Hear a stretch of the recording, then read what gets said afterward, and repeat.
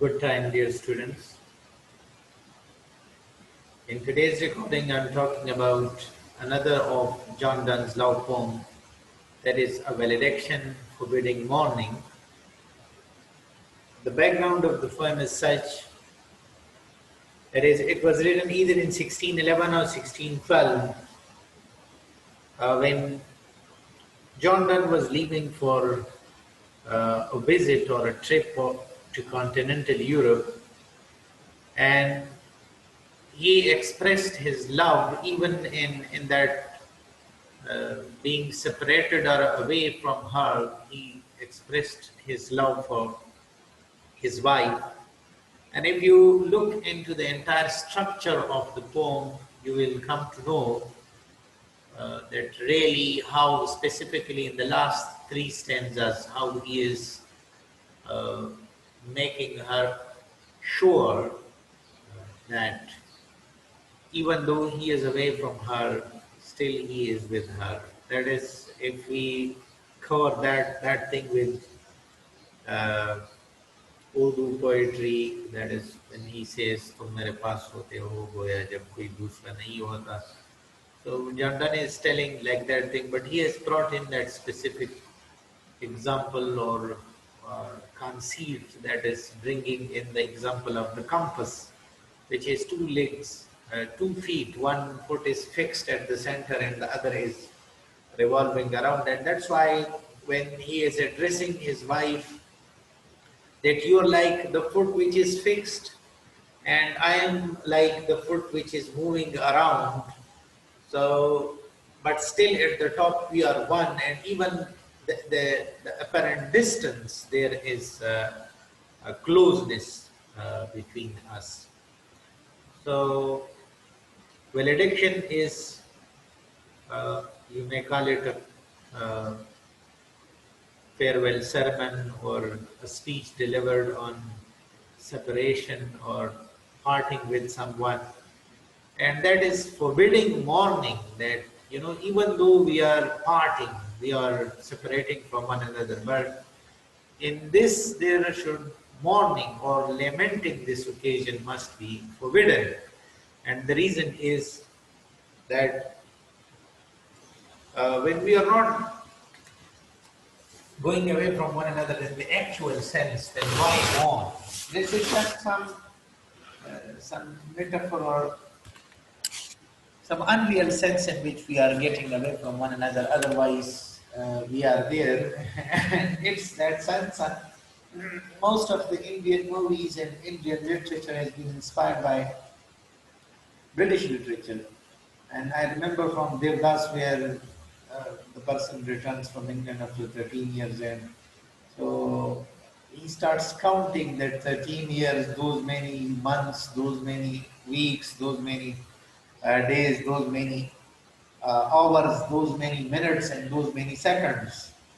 Is recounting that thing. So it means that even though the person was away, but despite that being away, the person was really with him or with her. This presence is always felt, although physically. And yesterday I received a message from a PhD scholar, and he was talking about Lacan's symbolic order, imaginary order, and linguistic order. And when he explained this concept of linguistic order, it made me laugh. And I replied him, he, he sent simile of smiles after that, laughter after that, because he was also entertained by my reply that I did wrong because of the linguistic order. Anyhow, in this poem, there is another sense of a poem that is written by Robert Browning, and that is The Last Ride Together, where he's thinking of, is asking his beloved that let's make this last ride an everlasting one, so memorable that even we part with one another, but this is the one which is remembered forever. So things are like there when we talk of memory, and things are stored in our memory and we cannot get rid of them. Sometimes the horrible memories are there and we cannot get rid of them. Sometimes the pleasant memories are there and our eyes glisten with tears and there is an uncontrollable smile on our faces when we remember those moments which were present. So they are the memories. Sometimes we miss them, sometimes we try to relive them, and this is how our memory plays very important role in our psychological life, at least, and the past and present, and sometimes the blessed future which has not been blessed until now. Anyhow, let's talk about the poem. As virtuous men pass mildly away and whisper to their souls to go, while some of their sad friends do say, the breath goes now and some say no. So he is making an image that what is happening when a person is dying, and he is comparing his departure from his beloved on a continental Europe, fearing that he may not be able to return back.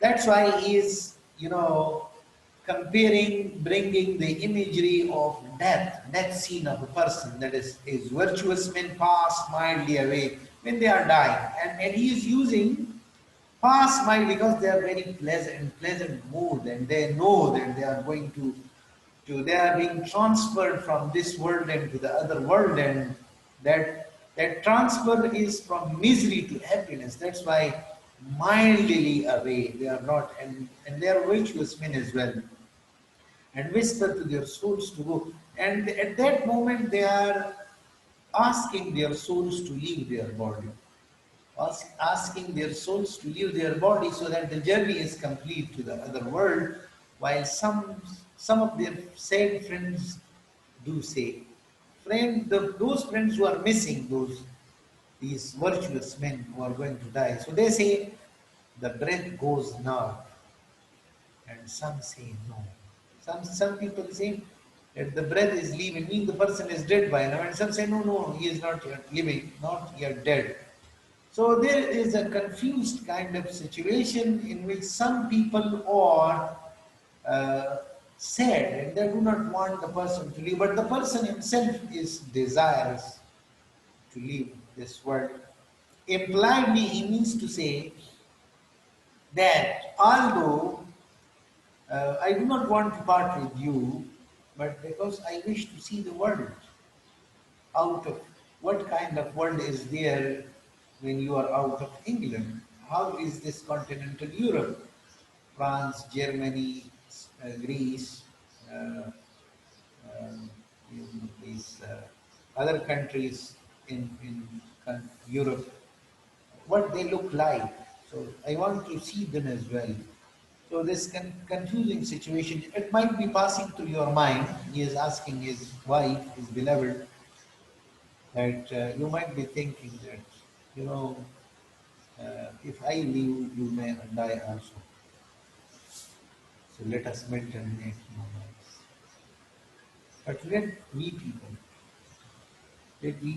people melt. Melt means that he is bringing in the image of candle. You know that the candle is burning, it is giving light.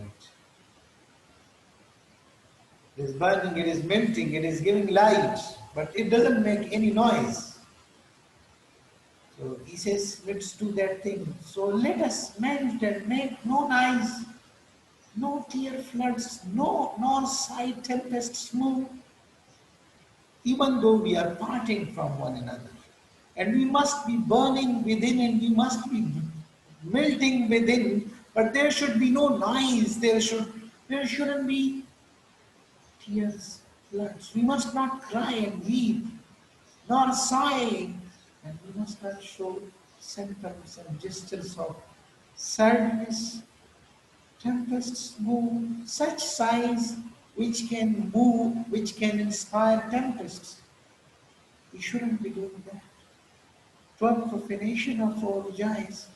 If we do it, it will be a kind of denial to our joys. Profanation is being used in a wonderful sense here.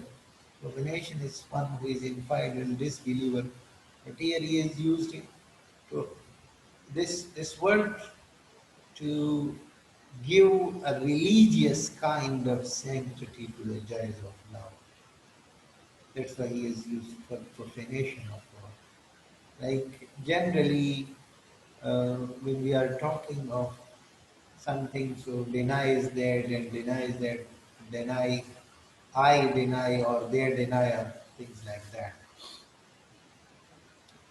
But when it comes to religious sense, that sacredness and sanctity is attached, then uh, we use infidel and pagan and profane and these words. So he is bringing in this word in order to give a religious touch to the joys of love.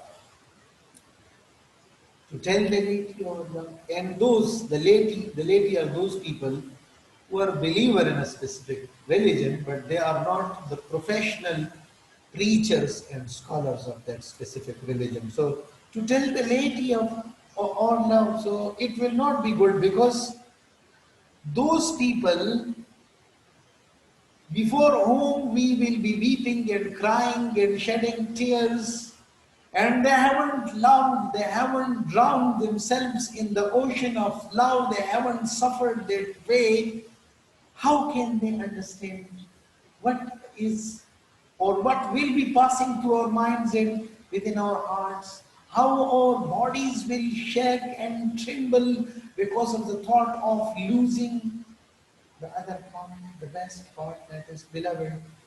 So it's a waste of time and a waste of energy and a waste of life to tell your feelings to those who are not capable of understanding it. Or even if they are, they do not pay any attention to them.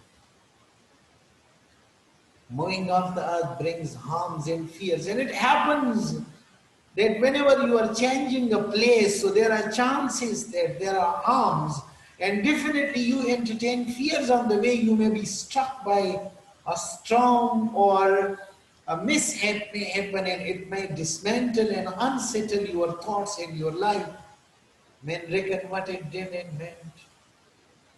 But while this movement becomes necessary or compulsory, then men realize, they acknowledge what they did.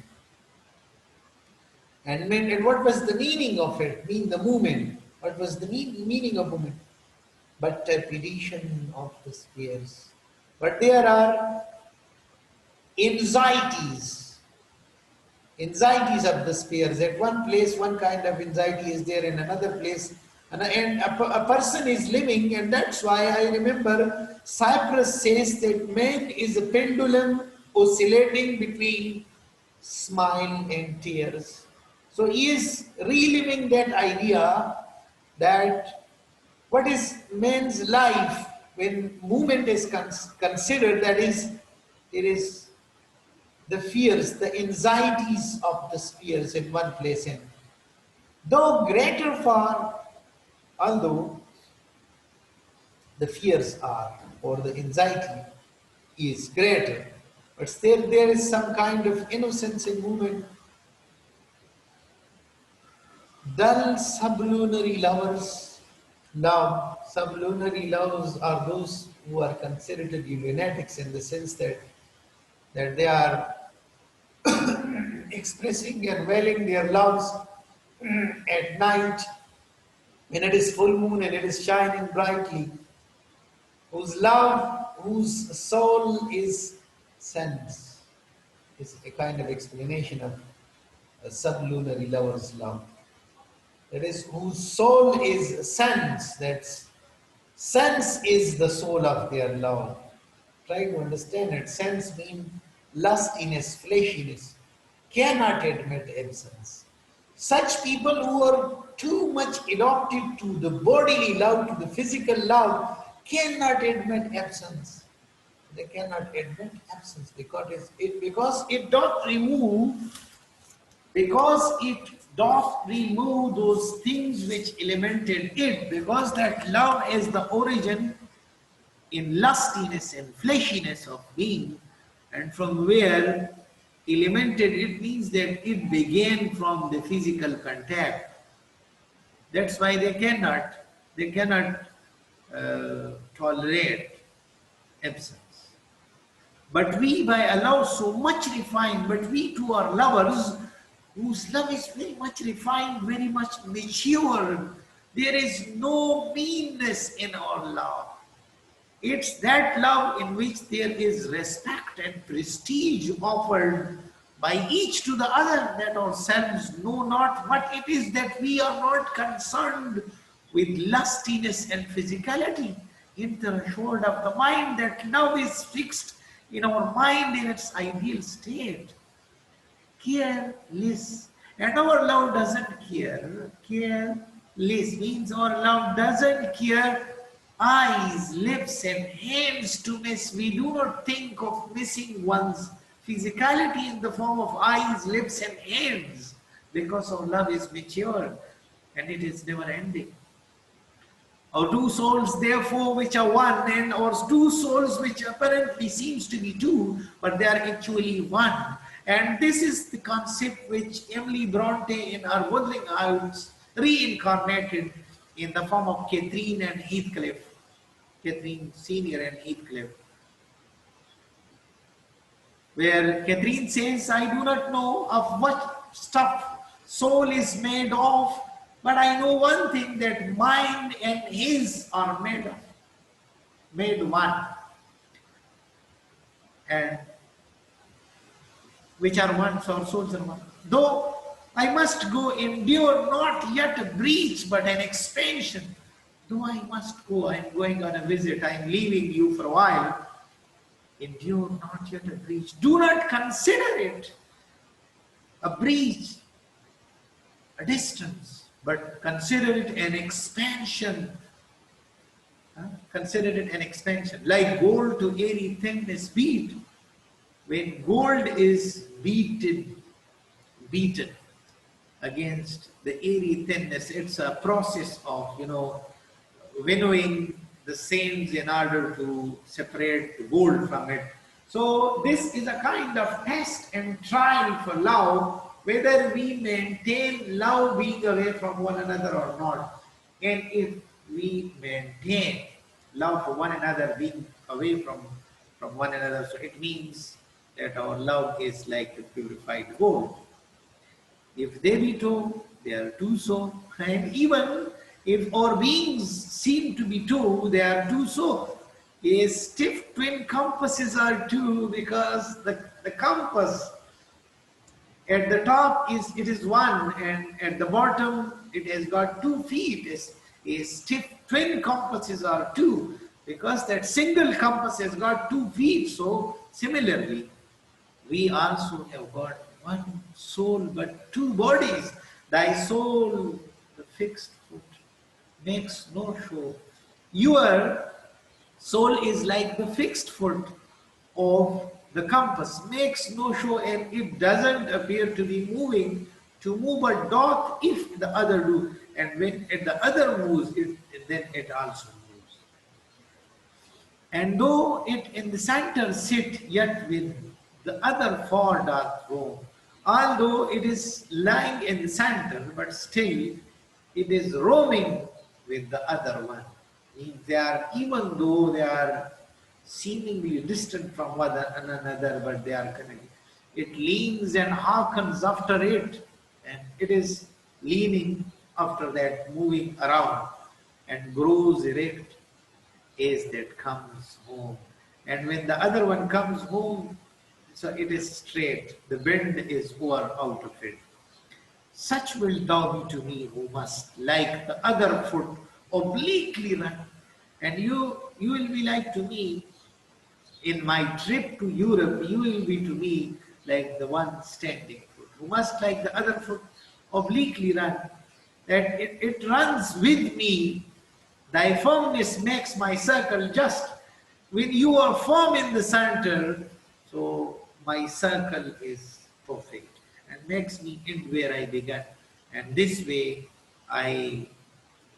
from the point where I start, I end there, because of your firmness.